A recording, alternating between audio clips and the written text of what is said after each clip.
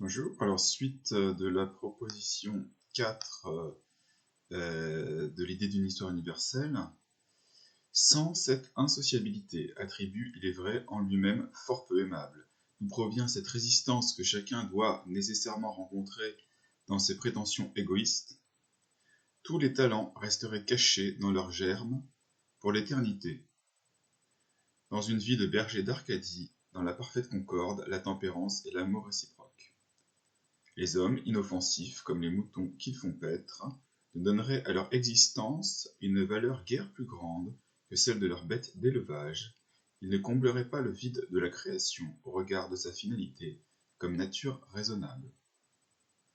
Donc sans cette insociabilité dont on a parlé juste avant, tous les talents, donc tout ce qui fait la culture, resteraient cachés.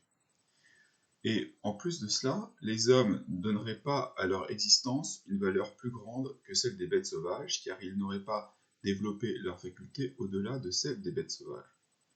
En effet, ils n'auraient pas comblé le but final de la nature, qui veut que l'homme soit un être raisonnable, et qu'il ait par là développé toutes les facultés qui dépendent de la raison.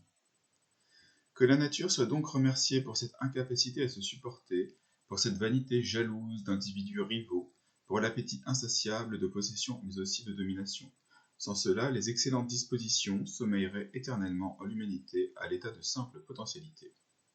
L'homme veut la concorde, mais la nature sait mieux ce qui est bon pour son espèce, elle veut la discorde. Donc il faut remercier la nature pour cette incapacité à se supporter, pour le fait que les hommes soient toujours en querelle, et qu'ils aient des penchants à se nuire les uns aux autres. En effet, sans cela, les dispositions seraient restées des potentialités, c'est-à-dire que les facultés de l'homme, comme l'intelligence, l'imagination et la créativité, n'auraient pas été actualisées. Ainsi, ce que la nature veut pour l'homme, bien que celui-ci souhaite la concorde, eh bien c'est la discorde. La nature préfère que l'homme soit ambitieux et concurrentiel plutôt que pacifique. L'homme veut vivre à son aise et plaisamment, mais la nature veut qu'il soit dans l'obligation de se précipiter hors de son indolence et de sa tempérance inactive dans le travail et les efforts, pour aussi, en revanche, trouver en retour le moyen de s'en délivrer intelligemment. Donc l'homme veut vivre à son aise et plaisamment, l'homme veut être dans le confort et la concorde, mais la nature veut qu'il soit dans l'obligation de se précipiter hors de son indolence, c'est-à-dire qu'il fasse des efforts, qu'il travaille, et qu'il trouve en lui-même les ressources pour se dépasser lui-même, et ainsi développer ses facultés et être digne de son bonheur.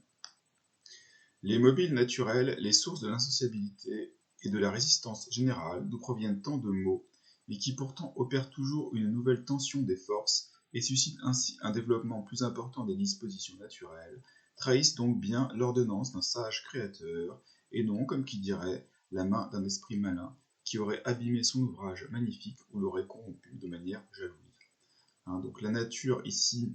est apparentée à un sage créateur, donc là c'est un domaine plutôt religieux, c'est une interprétation religieuse de la nature comme créateur,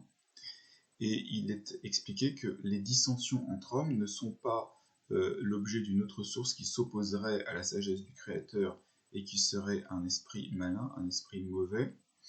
quelque chose de diabolique, mais c'est bel et bien le moyen dont se sert la nature, ici compris comme créateur, pour